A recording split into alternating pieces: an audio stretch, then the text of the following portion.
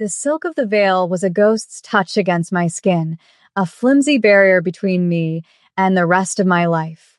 From behind the lattice of the screen where I waited, I could see him standing at the altar, a statue carved from shadows and steel. Kwon Ji-young, my husband. The name was a bitter taste in my mouth, a foreign word for a future I never chose. He was handsome, devastatingly so, in a way that felt like a threat. His black tuxedo was tailored to perfection, sharp lines and stark angles that mirrored the man himself. His profile was severe, a masterpiece of cold indifference, from the sharp line of his jaw to the dark, unreadable eyes that swept over the assembled guests with an air of absolute authority. Our marriage was a contract, a merger of his Korean syndicate with the remnants of my father's fallen empire, and I was the price. A 25-year-old woman, bound and sold to seal a deal written in blood and betrayal. The air in the waiting room was thick with the scent of lilies, funereal and cloying. My heart hammered against my ribs, a frantic bird trapped in a gilded cage. Then, through the heavy oak door, I heard his voice, low and resonant, cutting through the murmurs of the unseen crowd. He was speaking to his right-hand man, the ever-present Mr. Park, whose stoic silhouette was a permanent fixture at Ji-young's side. "Is it done?" Ji-young's voice was stripped of all warmth, a blade of ice. "She is waiting, sir," Mr. Park replied, his tone deferential, clipped. A silence stretched, taut and suffocating. I leaned closer to the door, my breath held captive in my lungs. And then came the words that shattered the last fragile piece of me. "I don't want her." "I never did," Ji-young stated, not with anger or frustration, but with a flat, final coldness that was so much worse. "She is a means to an end, a beautiful, inconvenient necessity. Make sure she understands her place. She is a Kwon by name, but she is nothing to me." The world tilted, the scent of lilies becoming nauseating. He didn't just see me as a pawn. He saw me as a burden he was forced to carry. The humiliation was a physical blow, stealing the air from my lungs and leaving a hollow ache where my pride used to be. My father's duty, my family's honor, it all dissolved into this single, brutal rejection. The door swung open. Mr. Park stood there, his face an impassive mask. He bowed slightly.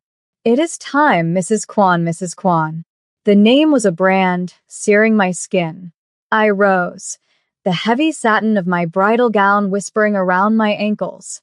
My hands, cold as marble, clutched the bouquet of white roses so tightly their thorns pricked my skin. As I walked towards him, towards the man who owned my future and despised my existence, a cold resolve settled deep within my bones. He may have bought me, but he would never own me. I would be his salvation or his ruin, but I would not be nothing. Our home was a penthouse overlooking a city of sprawling lights, a jewel box in the sky that felt more like a mausoleum. The days following the wedding bled into one another, each one a carbon copy of the last, marked by a silence so profound it was a living entity. Kwon Ji-young moved through the vast, sterile rooms like a ghost, his presence a constant, oppressive weight. He was a creature of routine and control. He left before I woke, his scent, sandalwood and something sharp, like winter air, the only evidence he had slept in the bed we were forced to share. He returned late, his face etched with the day's battles, his eyes sweeping past me as if I were another piece of the minimalist, brutally expensive furniture. He had never laid a hand on me, never offered more than a clipped command to the staff regarding my needs. His declaration that I was nothing to him was not a threat. It was a promise he kept with chilling precision. My only solace was Nia, my best friend, my sister in all but blood. Our calls were my lifeline. Snatched in the brief hours, I knew Ji-young was buried in meetings at his downtown headquarters. "You can't let him break you, Imani," she hissed down the line, her voice a warm fire in the Arctic chill of my life. Remember who you are. Your father raised a queen, not a porcelain doll to be kept on a shelf. I would stare out at the glittering cityscape, the lights like a galaxy of cold, distant stars. It's hard, Nia. The way he looks through me, it's like I'm not even here. The penthouse was a fortress of glass and marble, a testament to his power. Every surface was polished to a mirror shine, reflecting a distorted version of myself, a woman in silk pajamas with haunted eyes, wandering a cage she couldn't escape. Ji-young's control was absolute. He never raised his voice, never had to. His power was in his stillness, in the unnerving calm with which he orchestrated his violent world. One evening, I found him in his study, a room I was implicitly forbidden from entering. He was standing before a floor-to-ceiling window, a glass of amber liquid in his hand. He hadn't heard me approach. For a fleeting moment, the mask slipped. The cold leader was gone, replaced by a man burdened by something ancient and heavy.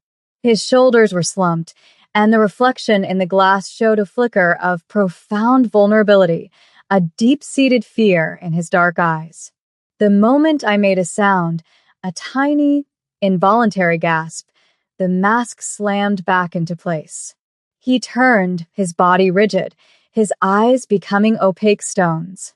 "You should not be in here," he said, his voice dangerously soft. It wasn't a suggestion. It was an eviction. I fled, my heart pounding not with fear, but with a confusing, unwelcome flicker of something else. I had seen behind the curtain just for a second, and the man I saw was not a monster. He was a man in torment, and that was infinitely more dangerous. The first crack in our sterile existence came not as a tremor, but as a violent earthquake. I was arranging flowers in the living area, a futile attempt to breathe some life into the soulless space, when the concussive force of an explosion rocked the entire building. The floor-to-ceiling windows shuddered violently, a web of cracks instantly fracturing the panoramic view of the city. Glass rained down onto the marble floor like deadly diamonds. My scream was swallowed by the blare of a dozen alarms. Before I could even process what had happened, he was there. Ji-young moved with a lethal grace that seemed impossible for a man his size. One moment, he was a ghost in the periphery. The next, he was a solid wall in front of me, shielding my body with his own. He shoved me to the ground behind a thick marble column, his arm a band of steel around my shoulders. "Stay down," he roared, the command ripping through the chaos. His voice was different. Not the cold, detached tone I was used to, but a raw, guttural sound filled with a fury so potent it was palpable. Mr. Park and two other guards materialized, guns drawn, their movements economical and precise as they secured the room. The air was thick with the acrid smell of smoke and the metallic tang of fear. My ears rang. From my position on the floor, I watched Ji-young. He was no longer the impassive businessman. He was a warlord in his element. He issued a rapid-fire series of orders in Korean, his eyes scanning every shadow, every corner, for a threat. He was magnificent and terrifying. When the immediate danger seemed to have passed, he turned back to me. His eyes, usually so cold, were blazing with a fierce, protective light. He crouched, his hand coming to my face, his thumb brushing away a shard of glass I hadn't even realized was on my cheek. His touch was electric, a searing heat that shot through the ice that had encased my heart. "Are you hurt?" he asked, his voice low and strained. I shook my head, unable to find my voice. His gaze lingered on my face for a heartbeat too long, a complex storm of emotions swirling in their depths. Anger, concern, and something else, something I couldn't dare to name. It was the first time he had truly looked at me, the first time he had touched me with anything other than cold necessity. The explosion had been a message from the Cheon clan, his primary rivals, a brazen act of war. It had shattered the windows of our gilded cage, but it had also shattered the impenetrable wall between us, leaving us in the rubble of our silent, separate lives, forced to face the wreckage together. The aftermath felt more dangerous than the attack itself. The penthouse was no longer a safe haven. It was a compromised fortress, a constant reminder of our vulnerability. For my own protection, Ji-young decreed I was not to leave his side. Not for a moment. This edict transformed our Cold War into a suffocating, unwilling intimacy. I was moved from my separate bedroom into his, my things placed awkwardly beside his own stark, masculine possessions. We were shadows of one another, bound together in every waking moment and thrust into a shared silence during the long, sleepless nights. The tension was a physical presence, a third person in the room, coiling in the space between us on the massive bed. He would lie rigidly on his side, his back a formidable wall of muscle, while I lay staring at the ceiling, acutely aware of every breath he took. One night, a security alert, a false alarm, sent the entire residence into lockdown. Emergency shutters slammed down over the broken windows, plunging the sprawling suite into absolute darkness and claustrophobic silence. We were trapped in his bedroom, the air suddenly thick and hard to breathe. I felt a surge of panic, the walls feeling as if they were closing in. A small, choked sound escaped my lips. I can't breathe, I whispered into the oppressive dark. I felt the bed shift. His voice, when it came, was startlingly close, stripped of its usual icy control. It's all right, Imani. Just the shutters, he said my name. My actual name. Not she, or a dismissive gesture. Imani. The sound of it on his lips was both a shock and a strange comfort. A faint green light from a security panel cast his features in an ethereal glow as he sat up. My father used to lock me in a cellar when I disappointed him. I confessed, the words tumbling out before I could stop them. A secret I had never told anyone but Nia. He said it would build character. It just taught me to hate the dark. Ji-young was silent for a long moment. I expected a curt dismissal, a return to his cold indifference. Instead, he reached out, his hand finding mine in the darkness. His fingers were warm, his grip firm and steadying. He was a fool, Ji-young said, his voice a low rumble. Fear does not build character. It only builds cages. We sat like that for what felt like an eternity, his hand holding mine, the only anchor in the suffocating blackness. It was a fragile truce, a temporary ceasefire in a war I didn't understand. But in that moment, I realized his own cage was far more elaborate than mine. His coldness wasn't a weapon meant to wound me. It was a shield to protect himself. This revelation was terrifying because it chipped away at the hatred I had carefully cultivated, leaving behind a confusing, treacherous landscape of burgeoning empathy for the man I was supposed to despise. The Cheon clan grew bolder. Their attacks escalated from warnings to targeted assaults. A car bomb meant for Ji-young's convoy instead caught a decoy vehicle, a stark message that they had an inside source, someone who knew his movements. Paranoia became a poison seeping into the foundations of the Quan Empire. The traitor could be anyone. This internal threat forced Ji-young's hand, pushing him to the edge. The breaking point came on a cold, rain-slicked night. We were returning from a supposedly secure location when our vehicle was ambushed. It was a brutal, chaotic symphony of screeching tires, shattering glass, and the deafening roar of automatic gunfire. Mr. Park, driving with grim focus, swerved into a darkened alley, the car slamming to a halt. They knew, he gritted out, his knuckles white on the steering wheel. Ji-young was already moving, pulling me from the car, his body a shield. We go on foot. To the safe house, he pressed a cold, heavy pistol into my hand. Do you know how to use this?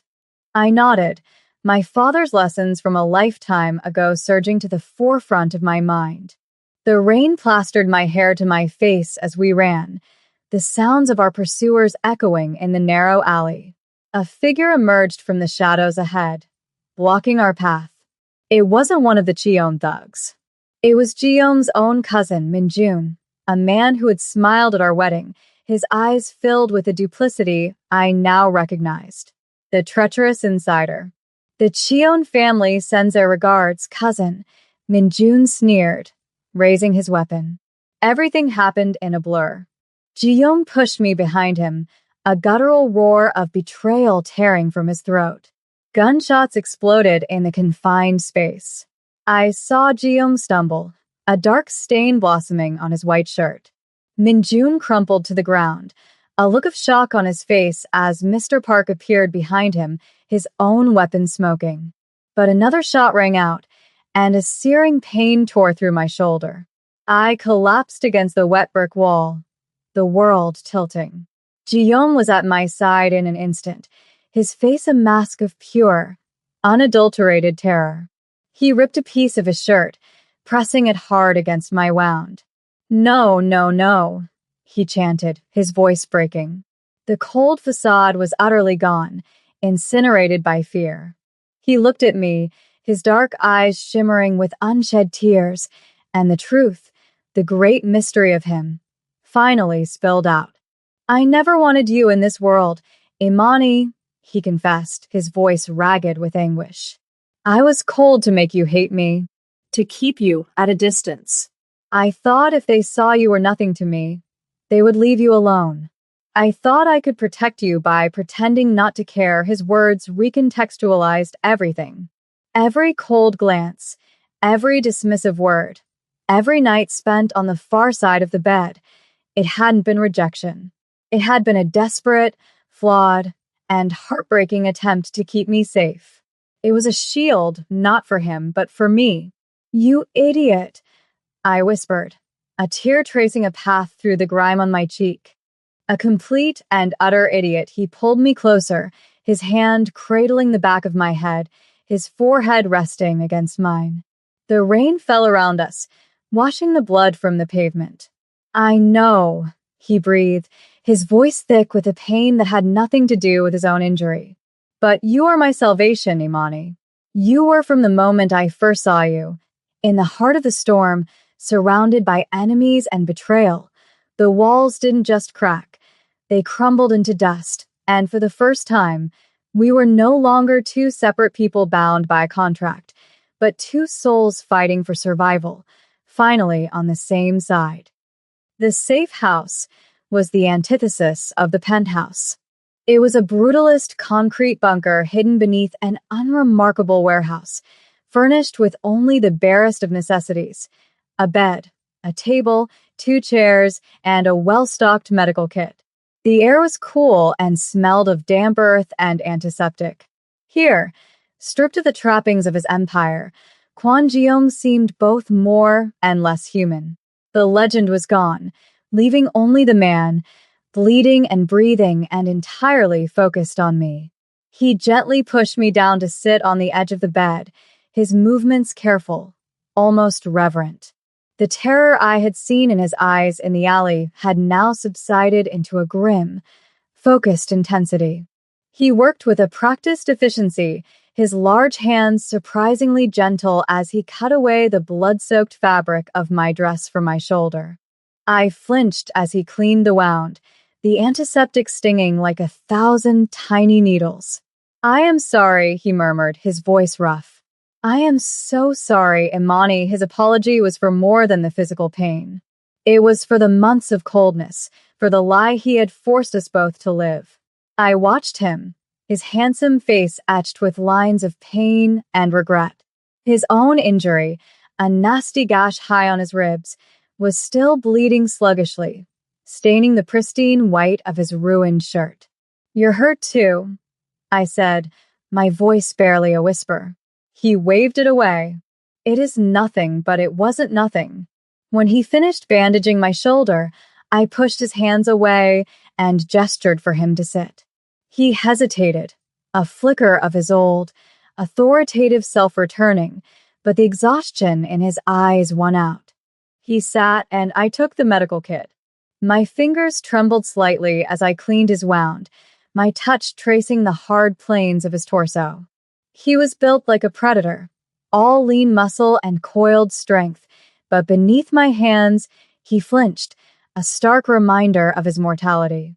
Our proximity was dizzying. I could feel the heat radiating from his skin, smell the scent of rain and blood, and the unique, masculine fragrance that was entirely his. "Why?" I asked, my voice low as I worked. "Why go to such lengths? You could have just told me." He looked away, his jaw tight. "To tell you would have been to involve you, to make you a target. The Cheons, my other rivals, they are animals. They would have seen you as a weakness, a lever to use against me. I thought if they believed you were just a decoration, a political bride I didn't care for, you would be invisible. Safe." His logic was twisted, born from a world of violence and paranoia I could barely comprehend. It was a cruel kindness, a painful protection. "You underestimated me," I said softly, meeting his gaze. "You thought I was a fragile doll to be hidden away. You never thought that I could be a queen who could stand beside you." His eyes searched mine, and for the first time, I saw the full, devastating depth of his regret. He had been so focused on protecting the pawn, he had never considered she could be a player. We existed in a strange limbo in that concrete box, the world outside held at bay. The threat was still there, a hungry wolf circling our sanctuary, but within these four walls, a new, fragile world was being built. The silence between us was no longer a weapon but a space for contemplation. We ate pre-packaged rations, drank bottled water, and talked. He told me about his father, a man who ruled with fear and saw love as a liability. He spoke of the weight of the Quan name, a legacy of blood and power he had inherited at an age when other men were just discovering who they were. He never made excuses for his actions, but he laid the pieces of his life out before me, and I began to understand the man who had been forged in that crucible of violence and expectation. In turn, I told him about my own father, a man whose love was a cage of a different sort, one built of duty and obligation. I spoke of my dreams of being an architect, dreams I had packed away when I became a bargaining chip. He listened, his dark eyes never leaving my face, absorbing my words as if they were a lifeline. I saw him, truly saw him, for the first time. The ruthless leader was a mask, a necessary armor.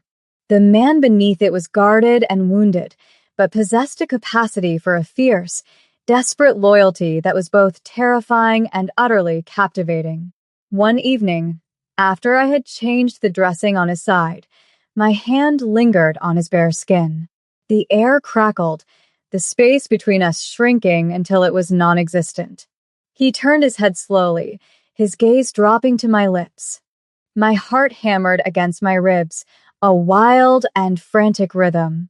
The cold, untouchable man who had haunted my days was gone, replaced by this man whose vulnerability was an irresistible invitation.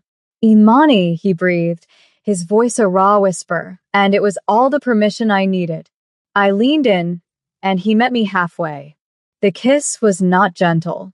It was a collision, a desperate, hungry claiming. It was months of frustration, of fear, of unspoken longing unleashed in a single, searing moment. His hand came up to cup the back of my neck, his fingers tangling in my hair, pulling me closer until there was no space left between us at all. It was a kiss of confession and absolution, a promise of a future I had never dared to imagine. When we finally broke apart, we were both breathless. The mystery of him was solved, but a new, more thrilling one had just begun. The mystery of us. In the dim light of the safe house, I looked at the Korean Mafia boss I had been forced to marry, the man who had declared he never wanted me, and I knew, with a certainty that settled deep in my soul, that I was falling in love with him. The kiss changed everything. The last vestiges of our old dynamic, prisoner and jailer, pawn and king, were burned away, leaving behind a raw, electrifying connection. We were no longer just two people hiding from a common enemy. We were partners, equals. The realization dawned on Jeong slowly, then all at once. The following morning, as Mr. Park delivered a status report via a heavily encrypted satellite phone, Jeong pulled me over to the table where he had spread out a map of the city's underworld territories. The Cheon clan has a mole in the Port Authority. That's how they knew which of my shipments to hit, he explained, his finger tracing a route along the docks. We have been looking for a high-level official. Someone with access to schedules. He looked at me, a question in his eyes. He was including me. I studied the map, my mind, once focused on escape, now turning to strategy. You're thinking like a king, Jeong, I said, my voice steady. You're looking for a knight or a rook. But betrayal doesn't always come from the top. Sometimes it's a pawn. I thought back to the scant information I'd gathered from overheard whispers and society gossip in my early days at the penthouse. There was a woman, the wife of a junior logistics manager at the port. I remember hearing she had a sudden, very public gambling problem. Debts that appeared out of nowhere and were just as quickly settled. No one would look twice at her husband. He's too low-level. Jeong stared at me, a slow, dawning respect in his eyes. He had been looking for a powerful man, a corrupt official. He had never considered a desperate man, one being controlled through his wife's debts. It was a vulnerability he would have completely overlooked. He picked up the satellite phone and gave Mr. Park a new name to investigate. Find out everything about him. And his wife. When he hung up, he turned to me, his expression serious. You see things I do not. You see the human element, the quiet desperation I have been trained to ignore. He reached out, his hand gently touching my cheek. My father taught me to see everyone as a piece on a chessboard. You see the person. It was in that moment that our bond solidified into something more than passion. It was forged in the fire of mutual respect. I was not just the woman he wanted to protect. I was an asset, a strategist, his queen. And as we stood there, our minds united against the threat outside, I felt a surge of power that had nothing to do with his name or his empire. It was my own. I was no longer a victim of circumstance. I was an active architect of our survival, and for the first time since my father's death, I felt like I was exactly where I was supposed to be. Our time in the safe house became a crucible. We were no longer hiding, we were planning. The Spartan room transformed into a war room, the single table covered in maps, timelines, and connection charts I sketched out on the back of old shipping manifests. We worked side by side, a seamless unit fueled by black coffee and a burning desire for retribution.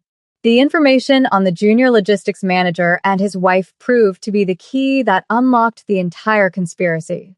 The Cheon clan had been using small, seemingly insignificant people, leveraging their debts and fears to create a network of whispers that fed them critical information. It was brilliant in its subtlety, a strategy Jeong's more overt, power-focused tactics had failed to anticipate. They're using the people we overlook, I explained, pointing to a name on the chart. The drivers, the cleaners, the administrative assistants. The people who are invisible. That's our way in. We use their own strategy against them. The plan we devised was audacious. It wasn't a frontal assault, but a quiet, insidious infiltration.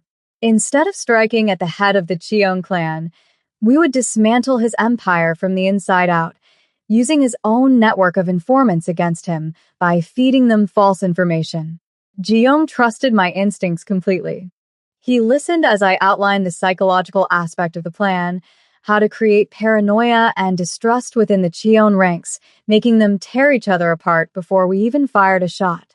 The night we left the safe house, there was a new energy between us.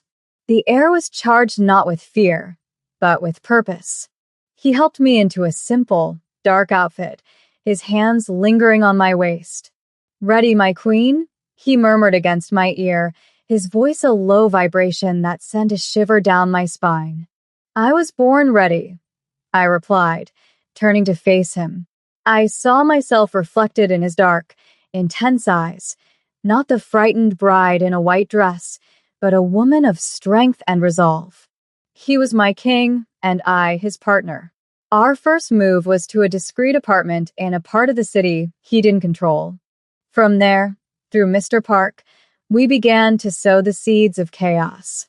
A false shipping route was leaked. A rumor about a fabricated internal coup was started. We watched from the shadows as the Cheon clan began to devour itself, just as I had predicted.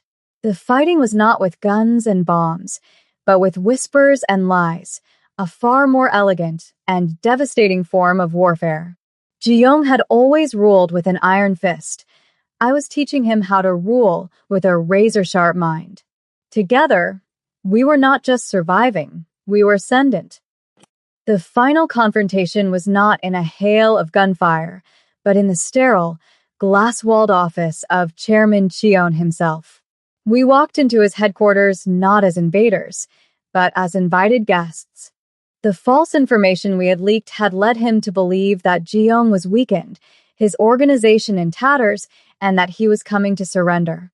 The arrogance of the man was his undoing. He sat behind a massive mahogany desk, a smug smile on his face, flanked by his two most trusted lieutenants. He barely gave me a glance, dismissing me as the pretty, useless wife. It was his final mistake. "Jeong," he began, his voice dripping with condescension. "I am glad you have finally seen reason." Jeong stood calmly before the desk, his hands in his pockets. He didn't look like a man surrendering. He looked like a predator that had cornered his prey. "The reason I see, Chairman, is that you are a fool," Jeong stated, his voice quiet but carrying the weight of absolute authority. "You built an empire on the backs of broken people, and you never imagined they could be turned against you." On cue, the doors to the office opened. Mr. Park entered, but he was not alone. Behind him stood Chairman Cheon's two lieutenants, their faces pale, their guns now pointed not at us, but at their own boss. We had spent weeks turning them, using their own secrets and debts, the very tools the chairman had used to control them, to buy their loyalty. The smug smile vanished from Chairman Cheon's face, replaced by a look of utter disbelief and betrayal. "You," he choked out, staring at his men. I stepped forward, and for the first time, the chairman's eyes focused on me. "He didn't do it alone," I said, my voice clear and cold. "You overlooked me. You saw a decoration. You should have seen a queen. The fight was over." The Cheon clan crumbled that day, not with a bang, but with the quiet, devastating implosion of its own corrupted foundation. As we walked out of that building, leaving the ruin of a rival empire behind us, Jeong's hand found mine. It wasn't the tentative, questioning touch from the safe house. It was a firm, possessive grip, a silent declaration to the world. We had faced the storm and emerged not just intact, but forged into a single, unbreakable entity. Our new beginning was not a return to the sterile penthouse. Jeong had it sold, stripped of every memory of our cold, silent beginning. He took me to a sprawling, traditional Korean house nestled in the quiet hills outside the city, a place of serene gardens and warm wood, of life and tranquility. Standing on the veranda, looking out at the peaceful landscape, he turned to me. The setting sun cast his handsome features in a soft, golden light, and the cold, ruthless Mafia boss was nowhere to be seen. In his place was my husband, my partner, my salvation. "This is our home now, Imani," he said, his voice thick with emotion. He took both of my hands in his. "My life was a fortress of solitude and duty before you. You walked into it and leveled the walls." He brought my hand to his lips, his gaze holding mine. You are not a Quan by name. You are Quan Imani, my wife, my heart, my queen, my everything. I leaned into him, my head resting against his chest, listening to the steady beat of his heart. The journey had been one of terror and pain, of misunderstanding and betrayal, but it had led me here, to this man, to this moment of profound, hard-won peace. The contract that had once bound me as a prisoner now bound me in a love more powerful than any empire, a love forged in fire and shadow, destined to endure any darkness that was yet to come.